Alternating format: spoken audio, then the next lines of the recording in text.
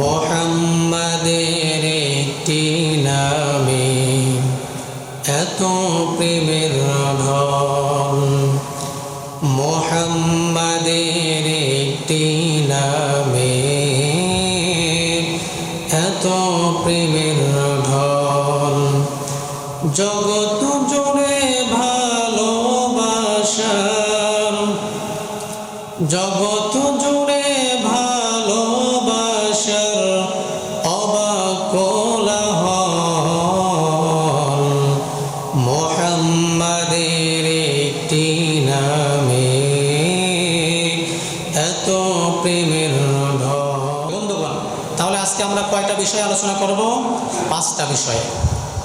1 নম্বর যে বিষয় সেটা হলো আল্লাহ রাব্বুল আলামিনের সঙ্গে শিরিক করা। তোরে বলেন কি করা? শিরিক করা। এখন শিরিক কি? এক কথায় বোঝেন, শিরিক হলো আল্লাহ রাব্বুল আলামিনের যে ক্ষমতা আছে মানুষকে সেই ক্ষমতার মালিক মনে করা। এই করলে আল্লাহ রাব্বুল আলামিনের সঙ্গে কি করলেন? শিরিক করলেন। আর এই শিরিকের গুনাহ আল্লাহ রাব্বুল আলামিন কখনো মাফ করে না। আর এই শিরিক করার সঙ্গে সঙ্গে আপনার বিগত জীবনের যত সওয়াব আছে সব সওয়াবগুলো কি হয়ে যায়? বরবাদ হয়ে যায়।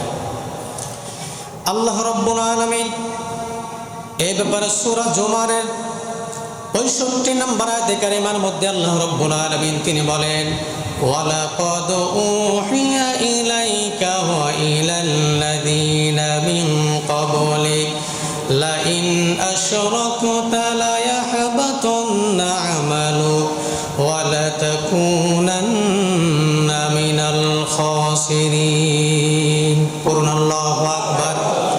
আল্লাহ রাব্বুল আলামিন তিনি বলেন, যদি আমি আল্লাহ রাব্বুল আলামিনের সঙ্গে কাউকে যদি তোমরা শরীক করো তাহলে তোমাদের জীবনের বিগত জীবনের যত সওয়াব আছে, ভালো ভালো কাজ আছে, নামাজের মতো সওয়াব, রোজার মতো সওয়াব, দানের মতো সওয়াব, হজের মতো সওয়াব, যাকাতের মতো সওয়াব, মানুষকে খাওয়ানোর মতো সওয়াব, অর্থাৎ যত ভালো ভালো আমল আছে আমি আল্লাহ রাব্বুল আলামিন সমস্ত আমলগুলো বরবাদ করে দেই।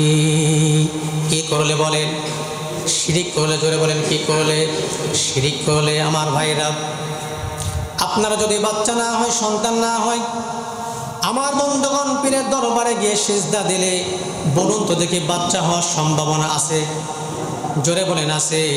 আপনারা বাচ্চা হলো না, চলে গেলেন পীরের দরবারে গিয়ে সিজদা দিলেন, আপনার ব্যবসা বাণিজ্যের মধ্যে বরকত হচ্ছে না, আপনার ক্ষেত খামারের মধ্যে বরকত হচ্ছে না, চলে গেলেন আপনি পীরের দরবারে, সেখানে গিয়ে শিরিক করলেন, তাদের কাছ থেকে চাইলেন, কবরওয়ালাদের কাছ থেকে চাইলেন, এই যে চাইলেন আমার আল্লাহর সঙ্গে শিরিক করলেন। তাই আল্লাহ রাব্বুল আলামিন তিনি বলেন, বান্দা বান্দি জীবনে কোনোদিন কখনো শিরিক করো না। আর শিরিক যেই ব্যক্তি করবে আমি আল্লাহ রাব্বুল আলামিন তাদের ঠিকানা রেখেছে জাহান্নাম। জোরে বলেন আল্লাহু আকবার। আল্লাহ রাব্বুল আলামিন কোরআনুল কারীমের মধ্যে বলেন, লাইন আশরাকতা লায়াহবাতান্না আমালুকা ওয়া লাতাকুনান্না মিনাল খাসিরিন। পড়ুন আল্লাহু আকবার। শুধু বরবাদ করে দেব না, ও আমার বান্দা বান্দি শোনো, তোমরা যদি লাইন আশরাকতা আমি আল্লাহর সঙ্গে তোমরা যদি শিরিক করো, শরীক করো, আমি আল্লাহ রাব্বুল আলামিন তোমাদের ঠিকানা রেখেছে জাহান্নাম। আর তোমাদের লানাকুনান্না মিনাল খাসিরিন, সব আমলগুলো আমি আল্লাহ রাব্বুল আলামিন বরবাদ করে দেই। জোরে বলুন সুবহানাল্লাহ। আমার ভাইরা, মানুষকে কেন সিজদা দিবেন? সিজদার মালিককে। জোরে বলুন সিজদার মালিককে। এই কপালটা শুধুমাত্র কেবলমাত্র আল্লাহ রাব্বুল আলামিনের দরবারে, শুধুমাত্র কেবলমাত্র আপনি সিজদা দিবেন, কপালটা ঠেকাবেন আল্লাহর দরবারে। আমার বন্ধুগণ, মানুষের সামনে আপনি নত হতে পারবেন না, মানুষের সামনে আপনি সিজদা দিতে পারবেন না, বরং বিশ্ব নবীজির সামনে আমার বন্ধুগণ বিশ্ব নবীজিকেও সিজদা করা জায়েজ ছিল না। ঠিক কিনা বলেন? আর একটু জোরে বলেন ঠিক কিনা? আমার ভাইরা, এ ব্যাপারে বুখারী শরীফের একটি হাদিস শোনেন। বিশ্বনবী মুহাম্মদুর রাসূলুল্লাহ সাল্লাল্লাহু আলাইহি ওয়াসাল্লাম তিনি সকালবেলা রাস্তা দিয়ে যাচ্ছিলেন। এমন সময় একটা ইহুদির সঙ্গে দেখা হয়ে গেল।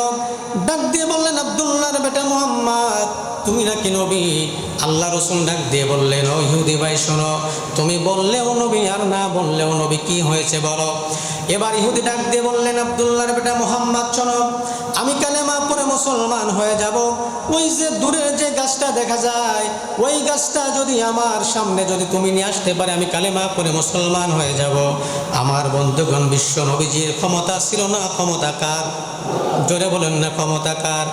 আল্লাহ রাব্বুল আলামিনের নবী বিশ্ব নবী মুহাম্মদুর রাসূলুল্লাহ সাল্লাল্লাহু আলাইহি সাল্লাম ইহুদিকে ডাক দিয়ে বললেন, ও ইহুদি শোনো, তুমি আমার সামনে বসে পড়ো। আমার বন্ধুগণ, বিশ্ব নবীজির সামনে ওই ইহুদিটা বসে পড়ল। বিশ্ব নবীজি ওই ইহুদির সামনে বসে পড়লেন। এবার আল্লাহ রাব্বুল আলামিনের নবী আল্লাহ রাব্বুল আলামিনের দিকে হাত তুলে দোয়া করলেন। আমার বন্ধুগণ, বিশ্ব নবীজির হাতটা তুলতে দেরি হয়, আল্লাহ রাব্বুল আলামিন বিশ্ব নবীজির দোয়াটা কবুল করতে দেরি করেন নাই। জোরে বলুন সুবহানাল্লাহ। আমার ভাইরা, দূরের গাছটা বিশ্ব নবীজির সামনে চলে আসলেন। ইহুদির সামনে যখন চলে আসলেন, ইহুদি তো আশ্চর্য হয়ে গেল। দূরের গাছ কি কখনো আসতে পারে নাকি? একটা মানুষের কথা শোনার পরে আসতে পারে নাকি? আমার বন্ধুগণ, বিশ্ব নবীজি এই মুজিজা দেখানোর পরে আল্লাহ রাব্বুল আলামিনের হুকুমে যখন চলে আসলেন, এবার ইহুদি তিনি বিশ্বাস করতে পারলেন না। আবার ডাক দিয়ে বললেন, আব্দুল্লাহর বেটা মুহাম্মদ শোনো, এই গাছটা যদি আগের জায়গায় নিতে পারো, মুহাম্মদ কথা দিলাম কালেমা পড়ে মুসলমান হয়ে যাব। আমার ভাইরা, আগের মতো আমার নবীজি আবার হাত তুলে দোয়া করলেন আল্লাহর দরবারে। বিশ্ব নবীজির দোয়াটা কবুল হয়ে গেল। মুহূর্তের মধ্যে সেই গাছটা, খেজুর গাছটা সেই আগের জায়গায় চলে গেল। আমার বন্ধুগণ, সেই ইহুদি আর দেরি করলেন না, মুহূর্তের মধ্যে বিশ্ব নবীজির হাতটা জড়ায় ধরলেন। হাতটা জড়ায় ধরে এবার ইহুদি ডাক দিয়ে বললেন, আব্দুল্লাহর বেটা মুহাম্মদ, বুঝতে পেরেছি আপনি হলেন আখিরি নবী। আমি আর দেরি করতে চাই না। ইয়া রাসূলুল্লাহ, ইয়া হাবিবাল্লাহ, আমাকে কালেমা পড়ায় মুসলমান বানায় দেন। লা ইলাহা ইল্লাল্লাহু মুহাম্মাদুর রাসূলুল্লাহ। পড়ুন সাল্লাল্লাহু। আমার ভাইরা, এবার ইহুদি ডাক দিয়ে বললেন, ইয়া রাসূলুল্লাহ, ইয়া হাবিবাল্লাহ, আমি তো কালেমা পড়ে মুসলমান হয়ে গেলাম, এখন তো আপনারা সাহাবী হয়ে গেলাম। রাসূলুল্লাহ, আমি কি একটা কাজ করতে পারবো নাকি? বিশ্বনবীজি ডাক দিয়ে বললেন, ও আমার নতুন সাহাবী, কি কাজ করবে তুমি বলো। এবার ইহুদি ডাক দিয়ে বললেন, আল্লাহ রাসূলের সেই নতুন সাহাবী ডাক দিয়ে বললেন, ওগো বিশ্বনবীজি মুহাম্মদুর রাসূলুল্লাহ, আপনাকে কি একটু সম্মান দেই, আমি কি একটা সিজদা দিতে পারি নাকি? আমার বন্ধুগণ, কয়টা সিজদার কথা বলল? ইহুদি বলল, ইয়া রাসূলুল্লাহ, আমি তো কালেমা পড়লাম, মুসলমান হয়ে গেলাম, আপনাকে সম্মান দিয়ে একটা সিজদা কি আমি দিতে পারি নাকি? আল্লাহ রাসূল ডাক দিয়ে বললেন, ও আমার নতুন সাহাবী, শোনো, তুমি তো নিয়ম কানুন জানো না, ইসলামের নিয়ম কানুন জানো না। যদি সিজদা দেওয়ার হুকুম হইতো, আদেশ হইতো, আমি বিশ্ব নবীজি বলতাম প্রতিটা স্ত্রী যেন তার স্বামীকে সিজদা দেয়। জোরে বলুন সুবহানাল্লাহ। যেহেতু এই সিজদা দেওয়া জায়েজ নাই, সুতরাং আমি নবীকেও সিজদা দেওয়া জায়েজ নাই। সিজদার মালিক একজন, জোরে বলুন তো তিনি কে?